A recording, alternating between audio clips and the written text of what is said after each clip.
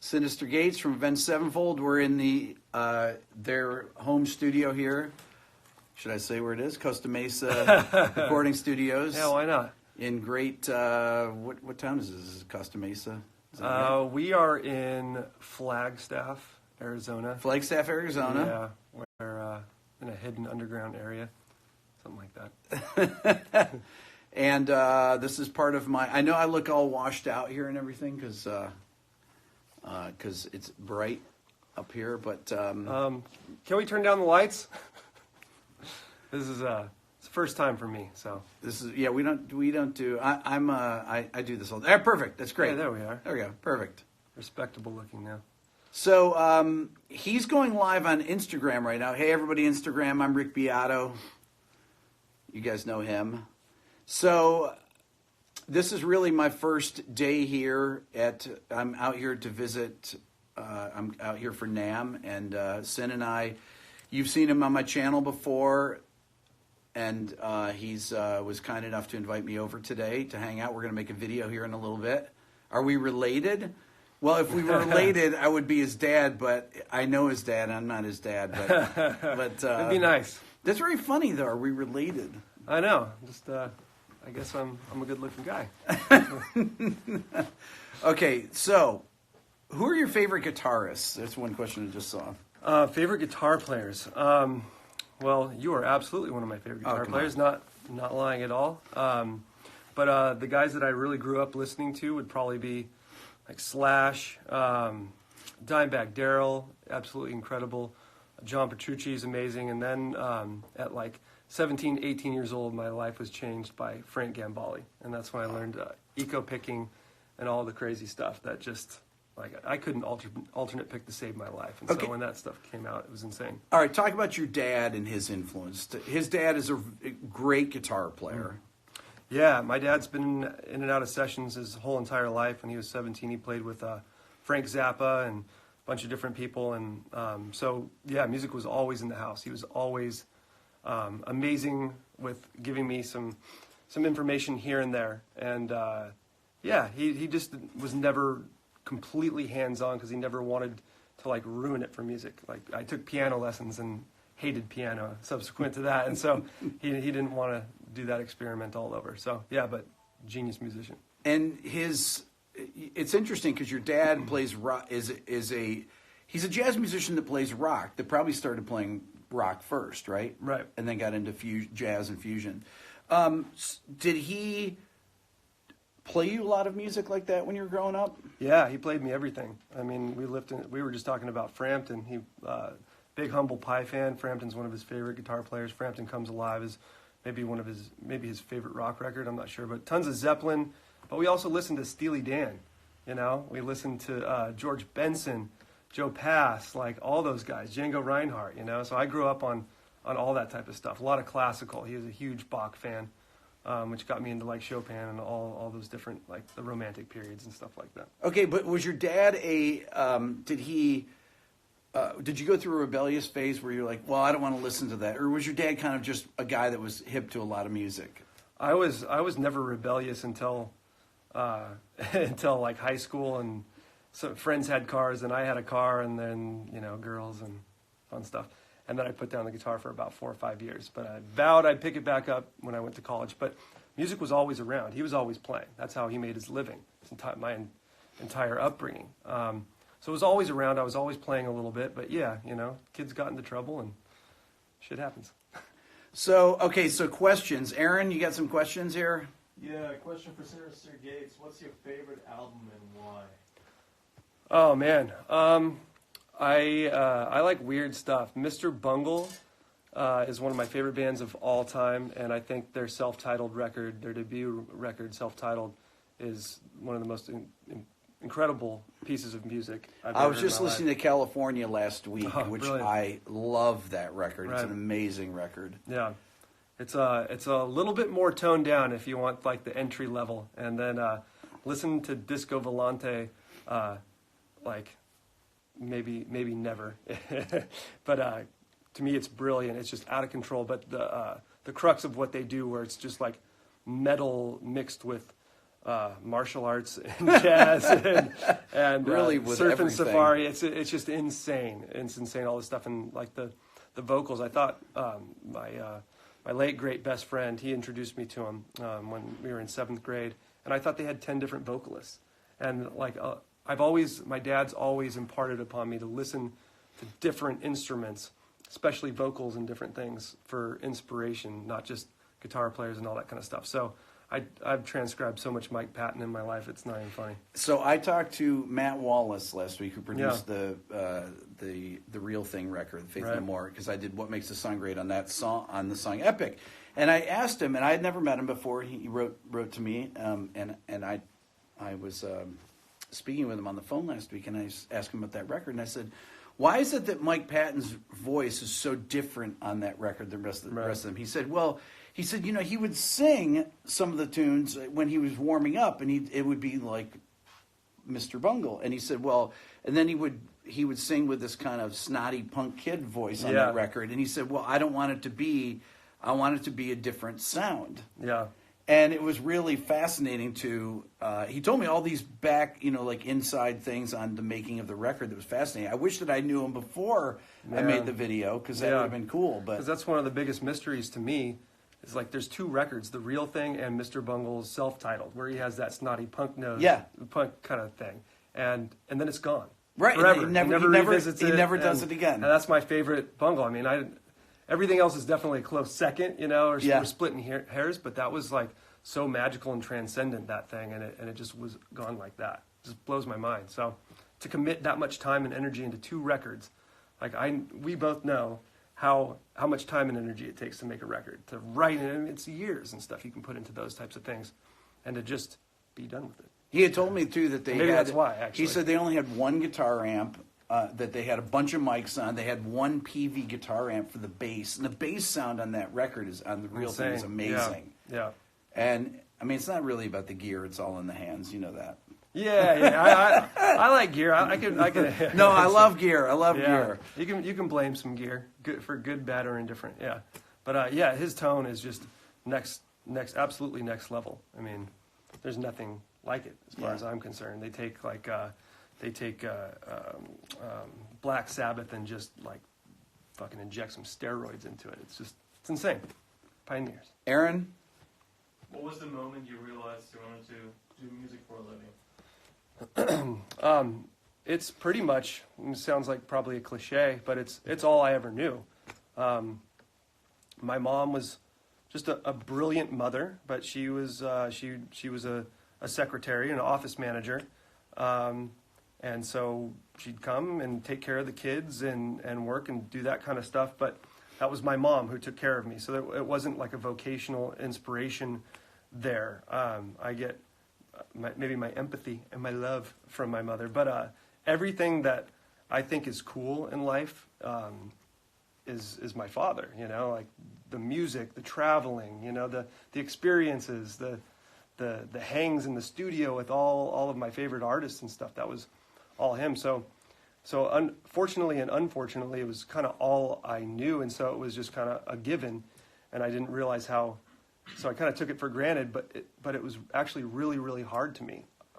I wanted to be a studio musician, and I met 0 people in the industry, nobody. I'm struggling. I went to GIT, and I'm struggling to just introduce myself. This shy kid that doesn't think he can play that well, and meanwhile, all these guys that I've known for about 10 years are kind of writing some music, and it's getting pretty good, and we're having some fun doing that. And then a couple of years later, that just fucking works.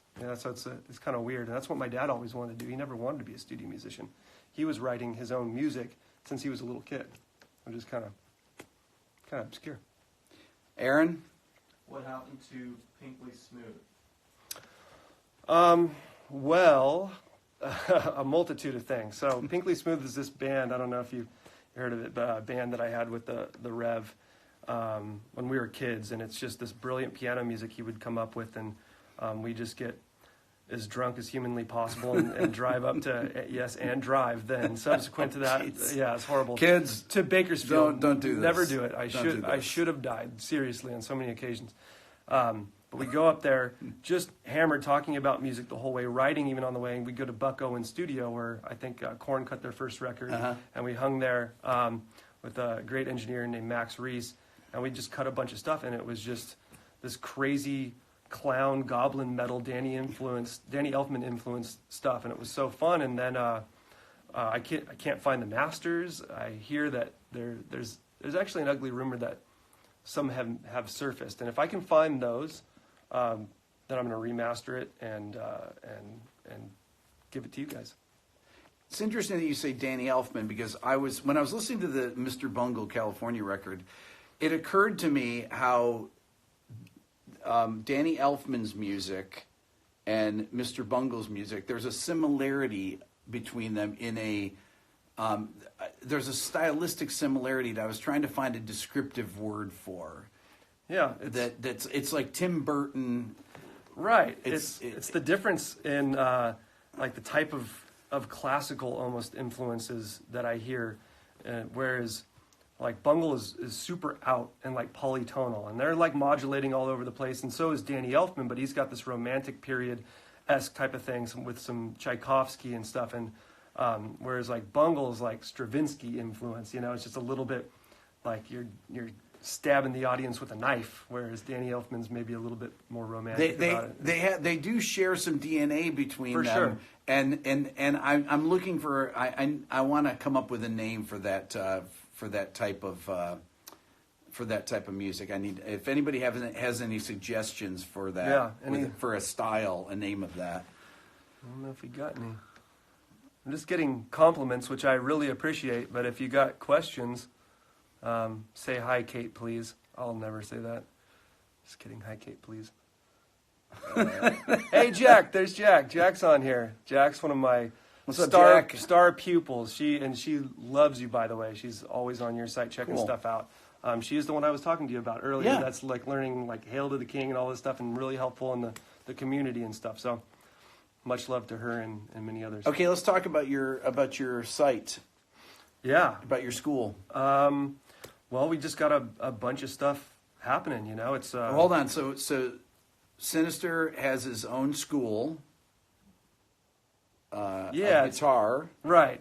It's like so there's like a couple of hundred videos, which I hate to admit, like barely scratch the surface of stuff. It's all about nuance, and how to like really help people learn how to learn. And that's why people like Jack and so many other Ides and Ed and so many other guys that I can't name all of them right now, but they're teaching kids how to learn. So I'm really trying to foster and kind of curate this community where beginners and intermediate, and when Jack started out as an intermediate and even maybe even a beginner in certain areas, she just knew she has this inherent ability to learn well in the right way. And so I was, boom, spotlight on her, do what she's doing, and because she was progressing so fast. And so that's the key, is if you can relate it to other kids and people who are having struggles and they don't know where to look, or they're not looking in the right spot, or just one little adjustment might help. It's all about learning from other people who are having those eureka moments. Because how long have you been playing? Do you remember all of your eureka moments that just like completely changed the game for you? Because I definitely don't.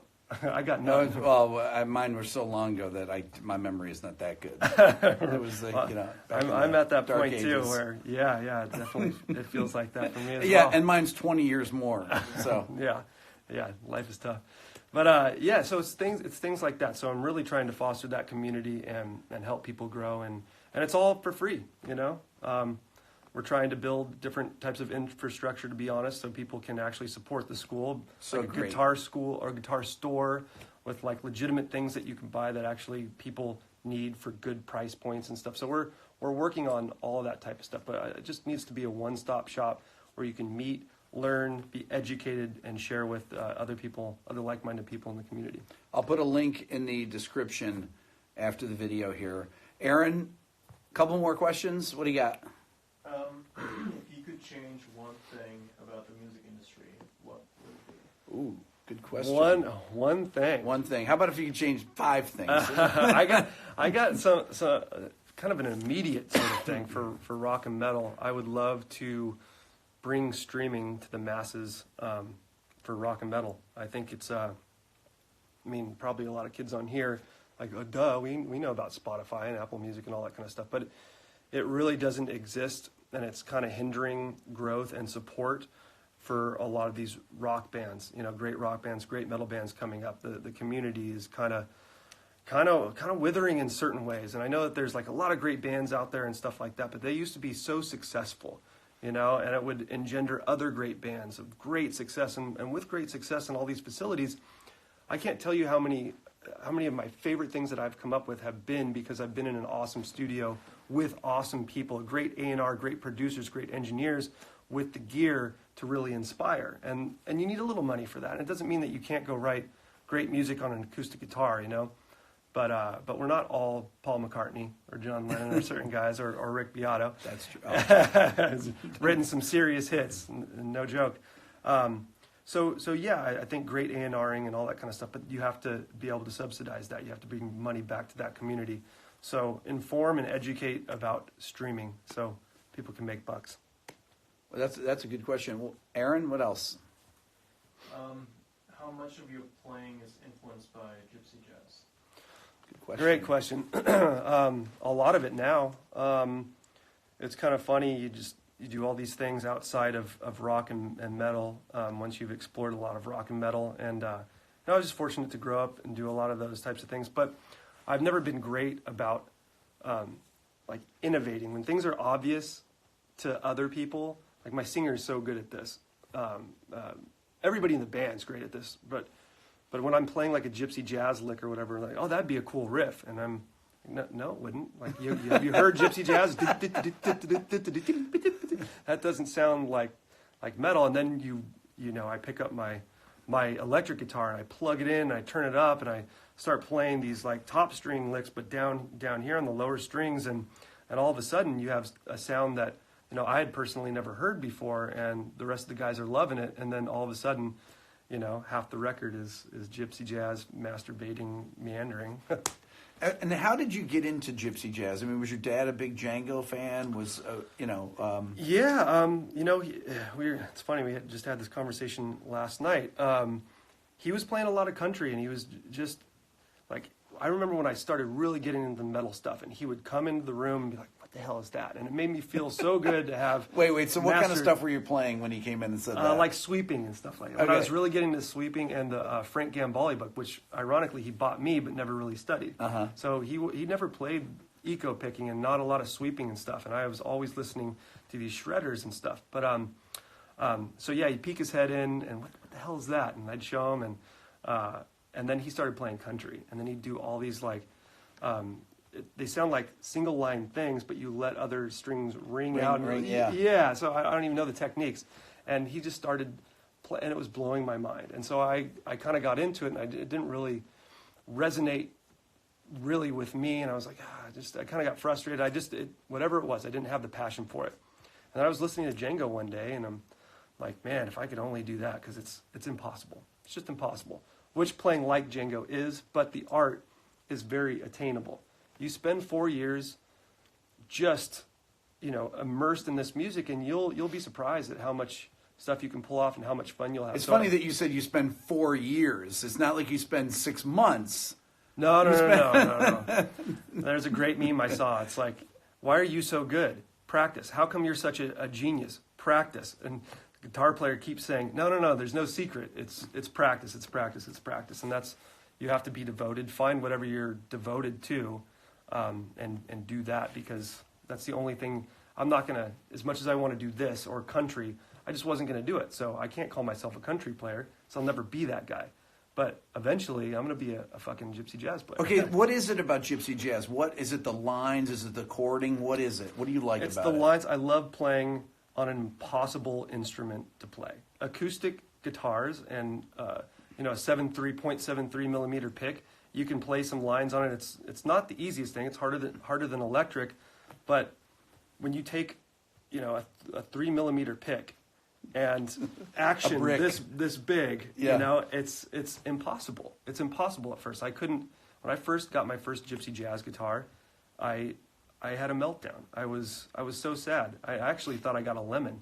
And I got another one that's the same shit. I'm Did like, you say, "Damn." I can't believe that Django could play like that on here? It just blew my mind that he was doing that and so smoothly. And back then, and no other, I mean, not to disparage all the other guys that were great back then, but his level of smoothness, efficiency, his creativity, it was effortless. Okay, wait. For those of you that don't know Django Reinhardt, just there's people on here that say you say Django and they don't know Django Reinhardt. Right, yeah, he's the godfather of gypsy jazz, which is this very acoustic-based form of jazz, and for all of you guys that think you listen to jazz or not think you listen, but have heard jazz and you're like, oh, that's too crazy for me. This is really, from a listener's aspect, kind of like more inviting, because there's such a like childlike quality to it. It's very inviting. It's not the jazz that'll make you nervous, even though I love the jazz that makes me as nervous as... Okay, and one thing about Django is that he was in a fire when he was a child. Right. And he, these two fingers, I think that they were actually fused together, weren't they? Yeah. So he was... he only played single lines with these, and he used these two to chord with a little bit. Yeah, these were fused together so he could kind of bar things and do stuff, but he did every like big with long two run fingers. with two fingers. It's the most incredible thing ever. Yeah, he literally is a gypsy.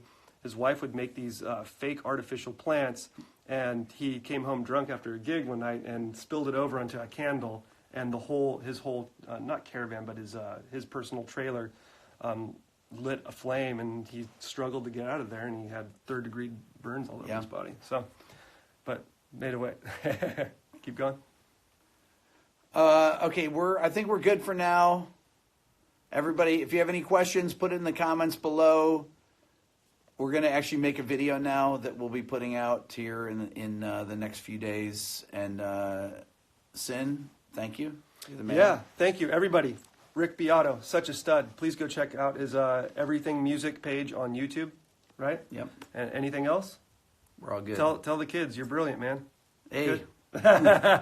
Awesome. Thanks, everybody. See you guys. Bye. It's funny, I don't know how to stop this shit.